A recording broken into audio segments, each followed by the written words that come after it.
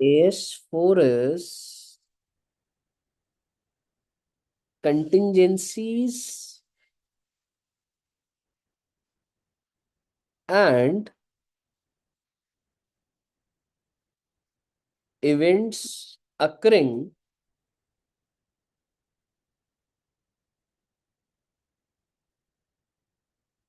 after balance sheet date।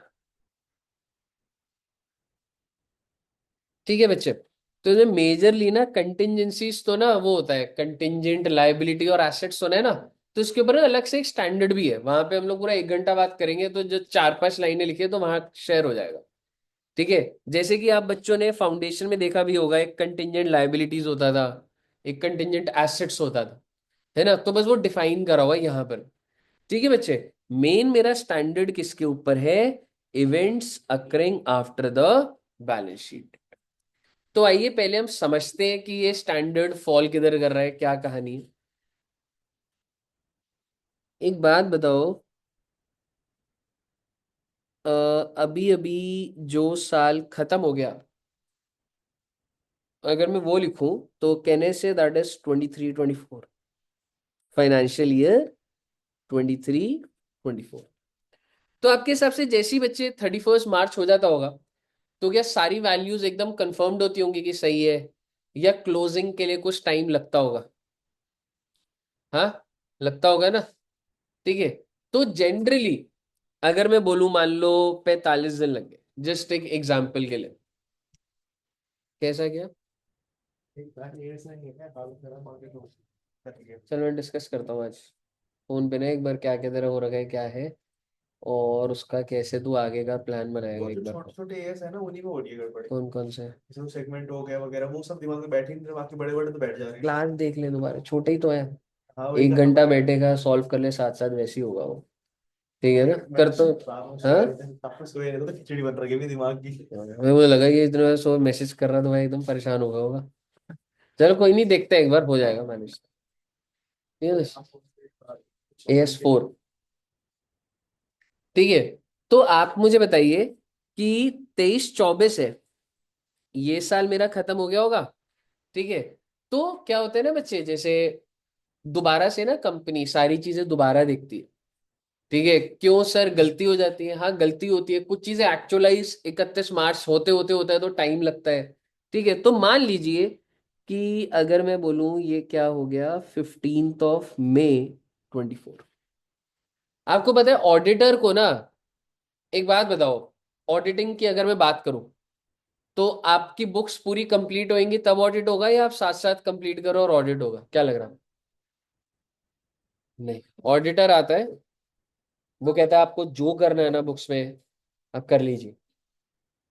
अब महीना डेढ़ ले लिया आपने, मैं नहीं आऊंगा, क्योंकि आप सोच के देखिए, मैं ऑडिट कर रहा हूँ, मैंने कहा बैलेंस शीट पीएनएल निकालो, 5 दिन बाद आपने फिर कोई एंट्री डाल दी, फिर बैलेंस शीट हिल गई। मैं आपके पास बार बार आता रहूंगा क्या? आप सोचो कितने सारे कंपनी के अंदर अकाउंटेंट होते हैं, 100-100, कोई कभी एंट्री डाल रहा है, कोई कभी डाल रहा है, मैं कहूँ ऑडिट कैसे करूं मैं? आप वैल्यूज ही ला देते हो। तो एक सिस्टम होता है जिसमें क्या है कि पहले कंपनी को अपने लेवल पे जो करना है वो कर लेती है। क्योंकि भाई चीज समझिए ना, ऑडिट साथ हो रही है, आपको पता लगा, अरे यार तो वहां पहुंच गया, फटाफट एंट्री डाल देना ना भाई, ऐसे नहीं। समझ रहे हो? तो बेसिकली आप इतना लेके चल लीजिए, चलो 15 अप्रैल, 15 मई मैंने थोड़ा ज्यादा कर दिया, इसको ना हम मान लेते हैं 30/4 तक मैनेजमेंट के पास टाइम है। भाई तुम्हें जो R&D करनी है, गलतियां निकालनी है, इफ एंड बट करना है, कर लो भाई। तो मैनेजमेंट अपनी टीम को एक टारगेट दे देती है that we have to call the auditors, 30/4 को आप अपने अपने अकाउंट्स देख लीजिए। ठीक है, मेहनत करिए क्लोजिंग पे। इसलिए लोग ज्यादा देर तक क्यों रुकते हैं? क्योंकि क्लोजिंग करनी। तो इस दिन क्या होगा, जो बोर्ड ऑफ डायरेक्टर्स है वो बैलेंस शीट को क्या कर देंगे, साइन कर देंगे। बैलेंस शीट को क्या कर देंगे, वो साइन कर। ऑडिट का काम अब स्टार्ट होगा। ये जो साइंड बैलेंस शीट है, अजय, ये ऑडिटेड फाइनेंशियल स्टेटमेंट होगा या अनऑडिटेड? अनऑडिटेड है जी। ऑडिटर थोड़ा ना आया अभी तक। ये क्या होगा, अनऑडिटेड। अब फिर ऑडिटर आता है और अपना प्रोसेस चलाएगा महीना 1.5 महीना। मान के चल लीजिए 30/5 ऑडिट वाले के पास भी टारगेट है। क्या सर ऐसा होता है? बिल्कुल होता है भाई। सबके टारगेट्स होते हैं कि इस दिन तक मुझे इस कंपनी का ऑडिट खत्म करना है, कितना रिसोर्स चाहिए, 100 आर्टिकल लेकर आऊं, क्या लेकर आऊं, सारी चीजें डिफाइंड होती है। तो 30/5 को इस दिन ऑडिटर क्या कर देगा? आपकी बैलेंस शीट को साइन कर देगा। ऑडिटर के भी सिग्नेचर होते हैं, तभी तो वैल्यू बनेगी उसकी। और साथ में ऑडिट रिपोर्ट भी दे देगा। तो अब इसको क्या बोल दिया जाएगा? Audited financial statement. क्या लग रहा है आपको, इस पीरियड में ऑडिटर और मैनेजमेंट के बीच में डिस्कशंस होती होंगी, नहीं होती?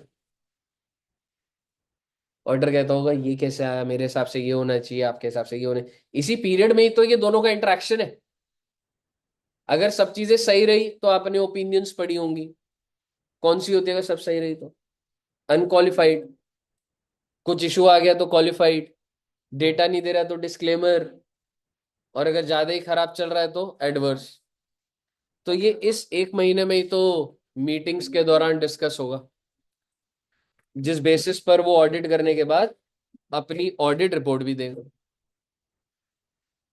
और ऐसा भी हो सकता है, प्रैक्टिकली बता रहा हूँ आपको, यहाँ पे ऑडिटर ने कोई पॉइंट पकड़ा, कह रहे ये गड़बड़ चल रहा है, मैंने बोले हाँ सर आप सही बोला, मैं ठीक कर देता हूँ। कर सकता हूँ, हाँ कर सकता फिर एक बार फिर बता दो क्या बताएंगे। हूँ। ऐ थोड़ा ना होता है, अभी सुनता रहे अभी। ठीक है, अभी आ जाएगा, अभी जस्ट स्टार्ट ही हुआ है। ठीक है। तो बेसिकली मैंने ये बोला अभी तक, ये फाइनेंशियल ईयर का पहले बोर्ड ऑफ डायरेक्टर 31/4 को खत्म करते हैं, और अगले 1 महीने बाद ऑडिटर खत्म। और इस ड्यूरेशन में इनके झगड़े भी हो सकते हैं। हो सकता है ऑडिटर कोई पॉइंट निकाले, मान ले मैनेजमेंट भाई हो गई भाई गलती, क्या होगा उसमें, तो मैं ठीक भी कर सकता हूँ। फाइनल बैलेंस शीट कौन सी है बेटा? फाइनल तो ये है ना। अच्छा, समझ रहे हो? Even after in this process मैं अपने सॉफ्टवेयर में एंट्रीज डाल सकता हूँ। ठीक है। सर आप ये सारी बातें क्यों बता रहे हो? मैं सारी बातें इसलिए बता रहा हूँ, ये जो AS4 है ना, ये इस एरिया में,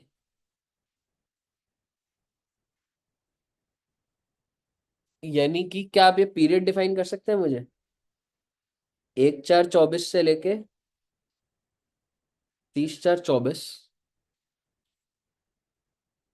कुछ इवेंट्स इस पीरियड में हो। इस पीरियड में नहीं हो रहे इवेंट्स, इस पीरियड में सेल कर रहा हूं रिकॉर्ड कर दिया, परचेस करो रिकॉर्ड कर दिया। कुछ इवेंट्स जो कि after balance sheet but before board of directors approval, कुछ इवेंट्स हुए हैं। अब हम उसके बारे में सोच रहे हैं कि क्या मैं उसको 23/24 में रिकॉर्ड करूं, या मैं रिकॉर्ड, जैसे कि 31 मार्च तक सब सही था, 10 अप्रैल को अर्थक्वेक आ गया और बिल्डिंग गिर गई जी। 31 मार्च को तो बैलेंस शीट में है, पर 10 अप्रैल को अर्थक्वेक आया तो अब तो नहीं है। और 30/4 को भी मैंने साइन करनी है। अब मैं क्या करूं? बैलेंस शीट अपडेट करूं कि बिल्डिंग है या नहीं है, क्या करूं? दैट डिपेंड्स, वही बताऊंगा। और अगर वो अर्थक्वेक यहां आया होता तो AS4 के स्कोप से बाहर है, क्या करेंगे वो भी मुद्दे की बात नहीं है। AS4 साल जब खत्म होता है, टिल बोर्ड ऑफ डायरेक्टर जब सिग्नेचर कर रहे हैं, आपको जो करना है वो करो। So events occurring after balance sheet date, तो अगर मैं इसको बोलूं, क्या मैं कह सकता हूं इस पीरियड में जो भी events occurring after balance sheet date but before board of directors approval? और ये सिर्फ कंपनीज पे नहीं लग रहा, मान लो फर्म्स या कुछ भी है तो बोर्ड ऑफ डायरेक्टर की जगह अप्रूविंग अथॉरिटी अप्रूवल भी लिख सकते। अप्रूविंग अथॉरिटी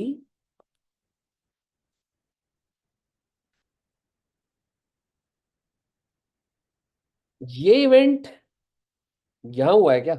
नहीं, यहाँ होता मैं रिकॉर्ड कर देता जिस उसका टाइम का। अब आपके दिमाग में आएगा कि सर अगर इधर मैंने सेल करी है तो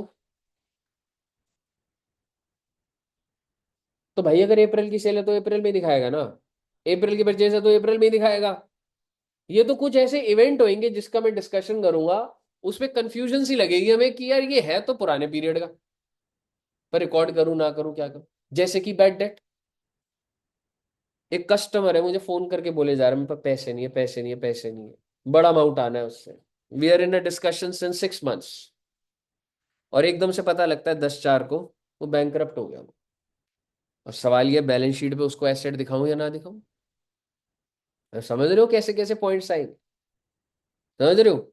कैशियर ने फ्रॉड करा यहाँ पर, आइडेंटिफाई हुआ यहाँ पर कि फ्रॉड चल रहा है भाई, 20 करोड़ कैश इन हैंड है, ड्रॉर खोला है ही नहीं भाई उसमें। क्यों नहीं हो सकता? नहीं हो सकता। तो सवाल यही होगा कि यार अब बैलेंस शीट के टाइम पे इसको डालूं या ना डालूं, क्या करूं? तो ये जो इवेंट्स है, सबसे पहले आपको ये समझ आ रहा है कि ये अकर कब हुए, I mean occur in the sense इस पीरियड के इवेंट्स है। ये दो तरीके के इवेंट्स होते हैं, इसको अब अलग से बनाएंगे बच्चे, नोट कर लिया बच्चों ने? ठीक है, अब इसका एक बनाऊंगा और आपका पूरा का पूरा स्टैंडर्ड डन हो जाएगा इसी चार्ट से। ये जो इवेंट्स है ना, जो occurring after balance sheet date but before board of directors,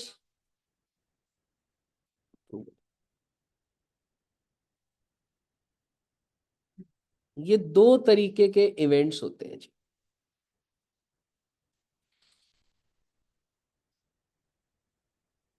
एक होते हैं एडजस्टिंग इवेंट्स, और एक होते हैं non adjusting events. Adjusting events क्या होता है, इसके नीचे मैं आपको बोलूंगा वो आप लिखना, फिर हम नॉन एडजस्टिंग लिखेंगे, फिर फर्दर उसके नीचे उनका ट्रीटमेंट लिखेंगे। तो जब बॉक्स के अंदर ही लिखना, बॉक्स पूरा मत बनाना, बस ये समझना कि इसी रीजन के अंदर ही लिखेंगे आप। ठीक है, एडजस्टिंग इवेंट बोलूं? Adjusting events are the events,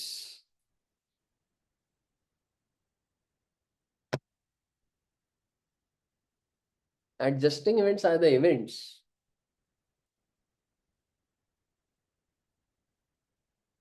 the evidence of which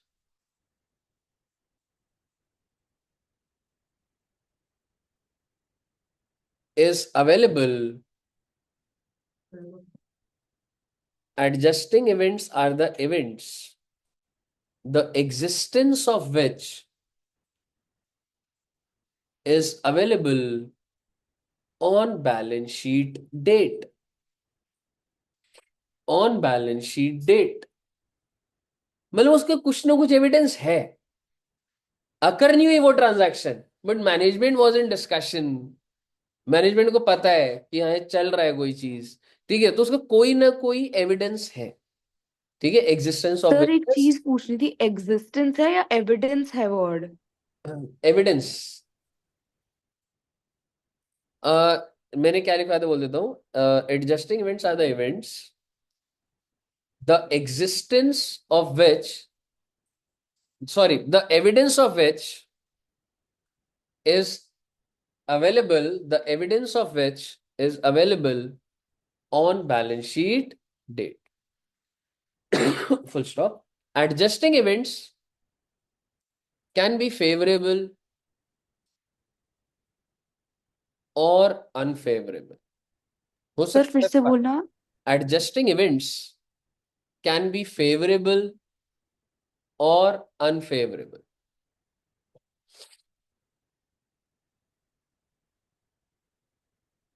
Next line.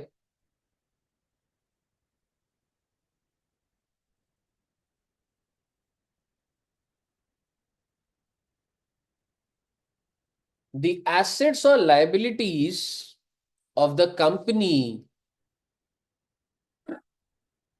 Are to be adjusted, the assets and liabilities of the company are to be adjusted as on balance sheet date। मतलब भाई साहब आपको change करना पड़ेगा। बताइए, clear है? Next line. अब ऐसे लिखते ही जाते हैं इसके नीचे फिर सारी चीजें।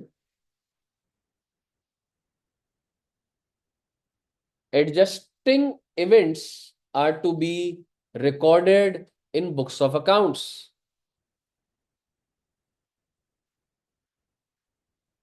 Adjusting events are to be recorded in books of account.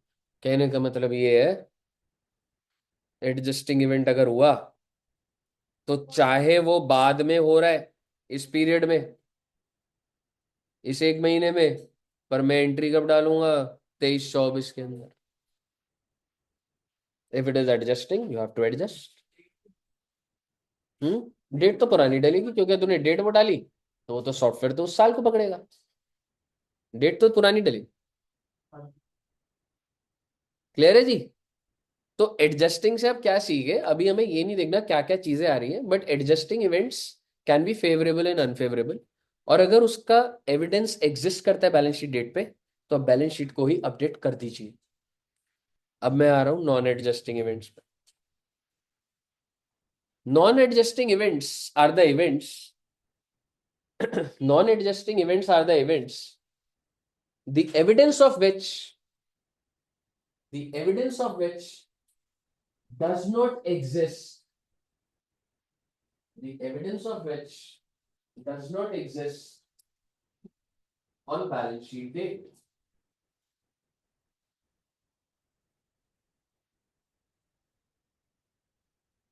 The evidence of which does not exist on balance sheet date। Non-adjusting events can be favorable or unfavorable। Non-adjusting events can be favorable or unfavorable।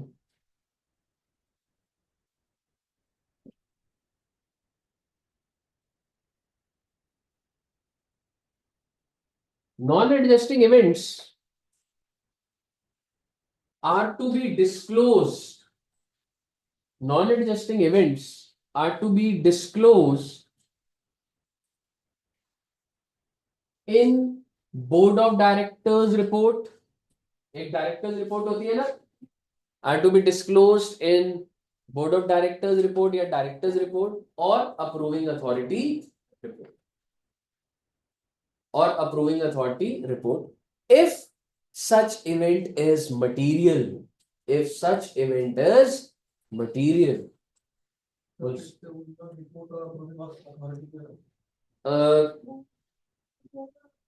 क्या लिखा है एक बार बोल, क्या लिखा है एक बार फिर से बोलना।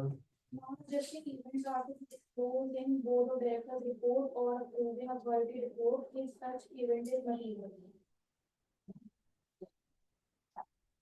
ठीक है बच्चे, क्या लिख हमने however लिखा है ना। however if non-adjusting event is not material if non-adjusting event is not मतलब ऐसे कोई बहुत बड़ी चीज नहीं हुई, छोटी मोटी चीज है, is not material it is not required to be disclosed। बताने की जरूरत नहीं है, it is not required to be disclosed।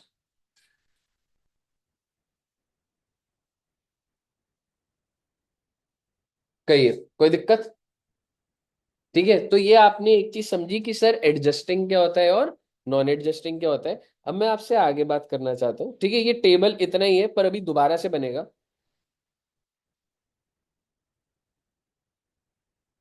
Events या तो एडजस्टिंग है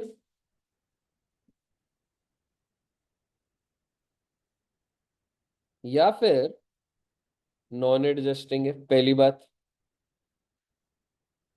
अभी रुक जाओ एक बार, ढंग का बन गया तो बोलूंगा, मैं तो बनाना ही है, पर अभी रुक जाओ एक बार। इवेंट्स या तो एडजस्टिंग है या तो नॉन एडजस्टिंग है। एडजस्टिंग होगा तो आप क्या कर देंगे, बुक्स ऑफ अकाउंट्स में रिकॉर्ड कर देंगे। नॉन एडजस्टिंग होगा तो दो बातें हो सकती है, या तो वो आइटम मटेरियल है या तो मटेरियल नहीं है।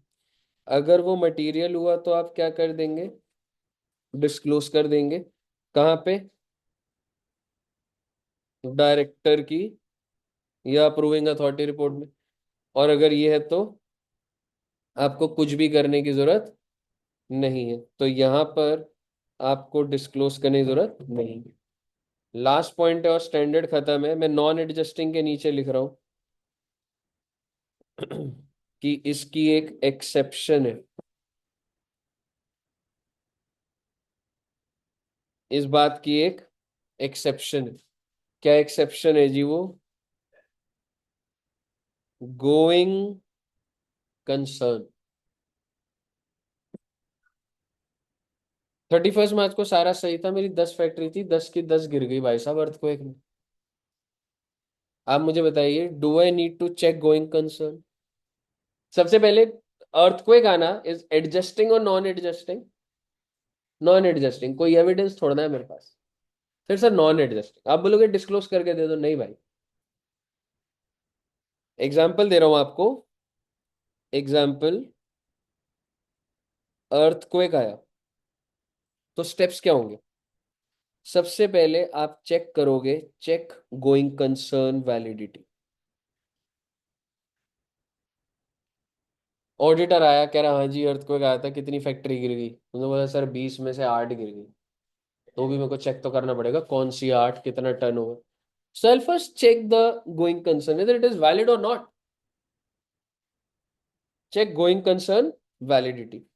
अब जब गोइंग कंसर्न वैलिडिटी देखी तो हो सकता है कि going concern is still valid, मतलब ठीक है चल जाएगा धंधा, कोई दिक्कत वाली, चेक करके तो कंक्लूजन निकालूंगा। और अगर मैं बोलूं गोइंग कंसर्न इज, मैं बोला भाई खत्म हो जाओगे अब तुम, तुम्हारा मेजर सोर्स ऑफ रेवेन्यू की वाली फैक्ट्री बंद हो गई है। And as an auditor I feel it's very difficult to sustain now. ठीक है, तो if the going concern is still valid, ठीक है, तो आप बस क्या कर दीजिए, सिर्फ इसको disclose the in board of directors.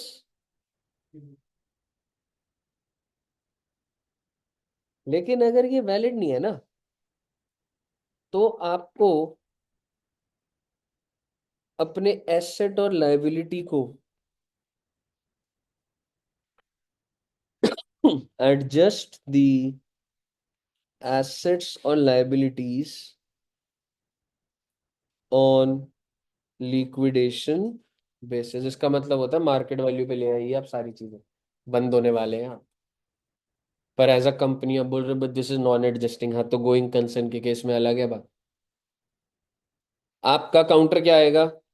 Earthquake है, नॉन एडजस्टिंग है, मैंने कहा हाँ बिल्कुल है।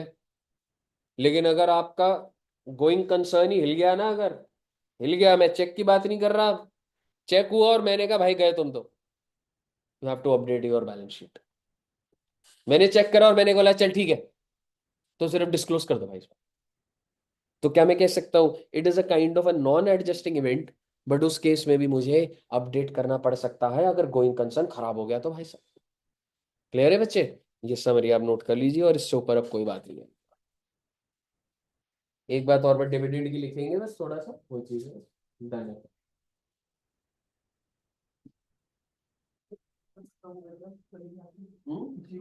हाँ लिखने का हो गया था, केस स्टडीज देखनी है वो देखिए।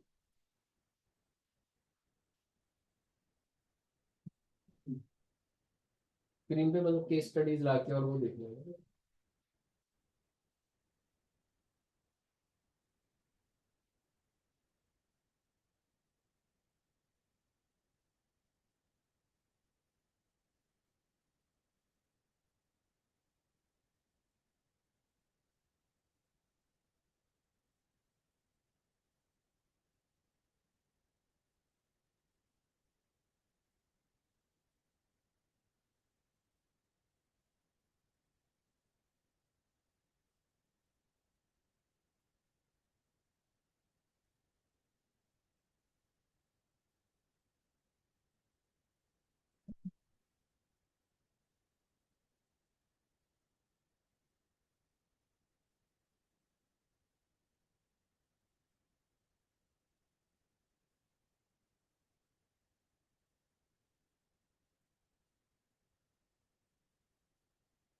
क्लियर है बच्चे, लिख लिया?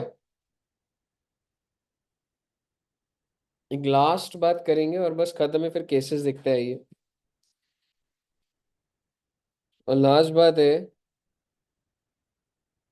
डिविडेंड की। Dividend declaration. एक बात बताओ, पूरा साल कंपनी काम करती है, 31 मार्च 24, और कंपनी ने इस टाइम पे बहुत प्रॉफिट कमाया। लिस्टेड कंपनी है, क्वार्टर ऑन क्वार्टर पता लग ही रहा है प्रॉफिट क्या आ रहे हैं। मैं कह रहा हूँ चाहे अनलिस्टेड भी, आपको क्या लग रहा है साल के बाद देखा जाता है प्रॉफिट?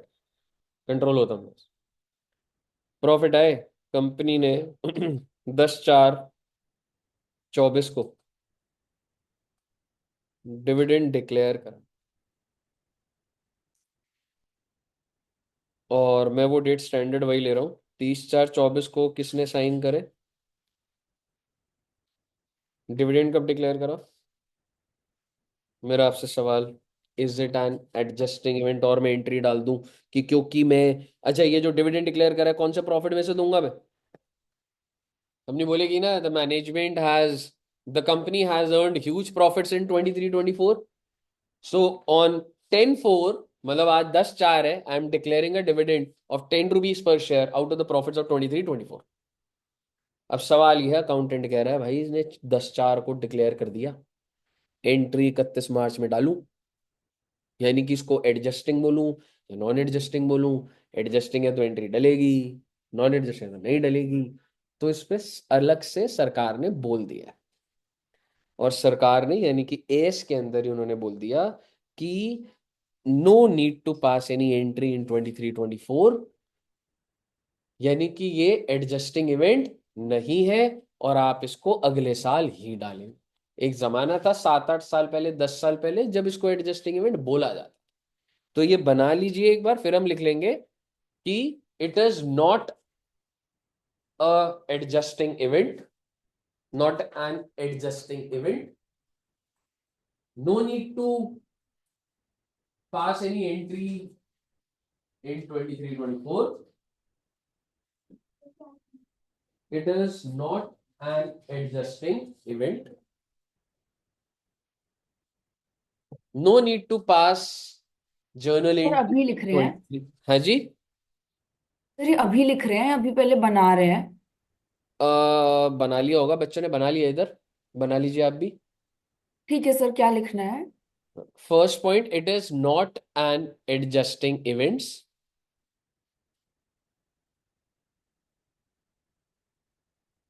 और next line, no need to pass any journal entry in 23-24।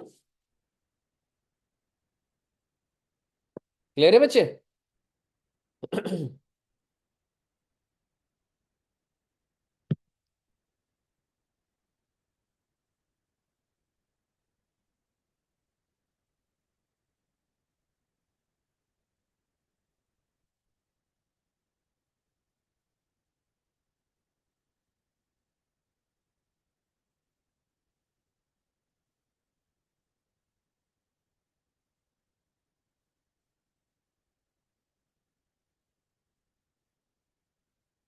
एक आखिरी लाइन लिख लीजिएगा, such dividends are to be disclosed in notes to accounts.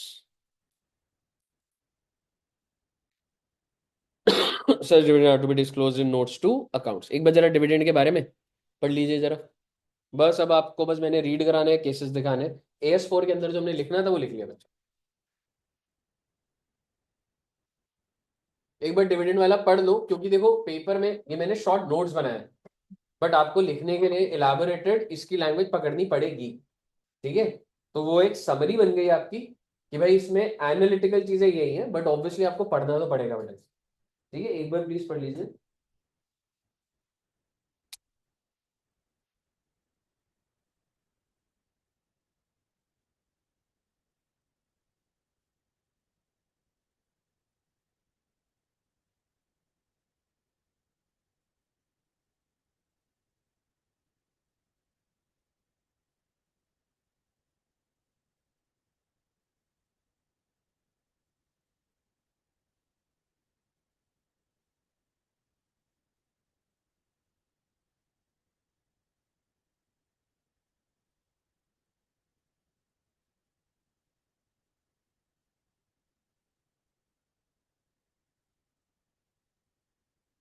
पढ़ लिए बच्चे? आ गया ना समझ? ठीक है, एक बार एडजस्टिंग इवेंट्स पढ़ो।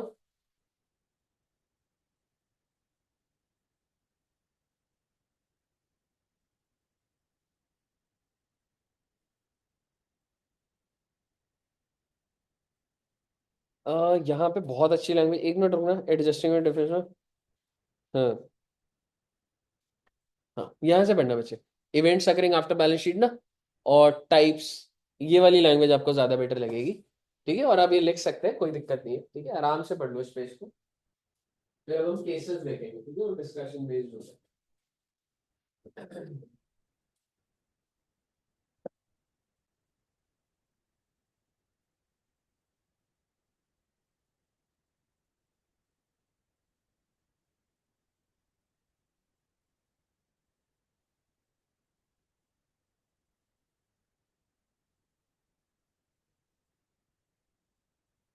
हाँ,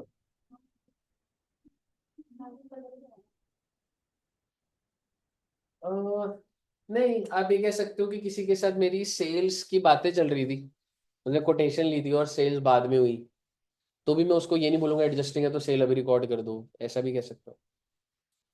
मतलब बहुत सारे ऐसे अलग अलग पॉइंट्स बन सकते हैं ऐसे। मतलब पढ़ लिए ये, या पढ़ रहे हो? पढ़ लिए, हो गया? समझ आ गया ना कैसे लैंग्वेज लिखा हुआ है? ठीक है, तो थोड़ा बेटर फ्रेम में वो करनी है। आइए, गोइंग कंसर्न वाला, ये वाला पढ़ना, ये टेबल पढ़ लो सिर्फ। सेल्स तो हमें डब्ल्यू रिकॉर्ड करनी पड़ेगी ना, जैसे हमने एक्रुअल बेस पढ़ा था एस वन में कि कुछ भी हो, आए पैसे ना आए, जब सेल हो गई जब भी हमें रिकॉर्ड करनी है, जो भी पैसे वो करने हैं। बिल्कुल। तो सर हम वो कैसे कर सकते हैं? सेल कोटेशन मतलब सेल्स सपोज करें इतना बड़ा सेल्स का कॉन्ट्रैक्ट है जिसमें डिस्कशंस चल रही है, कुछ चल रही है, तो वैसे तो लॉजिकली तो नहीं करूंगा, मैं उसे बोलूंगा नहीं भाई अभी क्यों रिकॉर्ड करूंगा। हाँ, क्यों रिकॉर्ड हाँ, करोगे जब तो तक वो नॉन एडजस्टिंग ही हो गया ना टेक्निकली। डिस्क्लोज कर दूंगा मे भी मेरा कि ये हमने, ऑर्डर आने कि वाला हाँ, कि डील क्रैश हो गई है, हमको 1,000 करोड़ का कॉन्ट्रैक्ट मिल गया है, बट सेल रिकॉर्ड तो तभी होगी जब मैं इनवॉइस जनरेट करूंगा सेल। समझ आया बच्चे? हालांकि इसमें बस एडजस्टिंग में भी वो क्या कह रहा है, डिस्क्लोजर। ठीक है ना, वो वाली चीजें वो बीच बीच में कोई ना कोई पॉइंट पे वो ऐसा डालते रहते हैं। और इस वाले में क्या कह रहा है, नॉन एडजस्टिंग में, बोर्ड ऑफ डायरेक्टर्स। ठीक है, बताइए, क्लियर है? चलिए, अब हम देखते हैं बच्चे केसेस, और आपको केसेस पढ़ के ही समझ आएगा भाई, ऐसे ऐसे पॉइंट आएंगे तो हमने क्या आंसर देना, और अब वो यही केसेस देखोगे। एक बार आराम से पढ़िए, मैं इसका इसका समरी देता हूँ, फिर उसको पढ़ना। मान लो कि 10 अप्रैल को मेरे पास चेक्स आए, मैंने किसी को सेल करी हुई थी, पेमेंट करनी थी उसने, मेरे पास चेक आए 10 अप्रैल को, उसने चेक दिया, पर डेट डली हुई 31 मार्च की। क्या पेमेंट मटेरियलाइज हो जाएगी? वैसे हो जाएगी, 3 महीने की वैलिडिटी होती है, वो बैक डेट में दे रहा है, क्या दिक्कत है? अब सवाल ये है कि सर वो चेक 31 मार्च का है, दिया उसने 10 को है, तो क्या मैं इसकी एंट्री डालूं? बीइंग इफ आई से कि ये तो 31 मार्च का, तो मेरा उस दिन का एसेट है, या मैं बोलूं नहीं भाई 31 मार्च को तो मैं ओनर ही नहीं था उसका, डेट लिखी हुई है ठीक है, पर मिला तो 10 को है, कंट्रोल तो मेरे पास 10 को आया।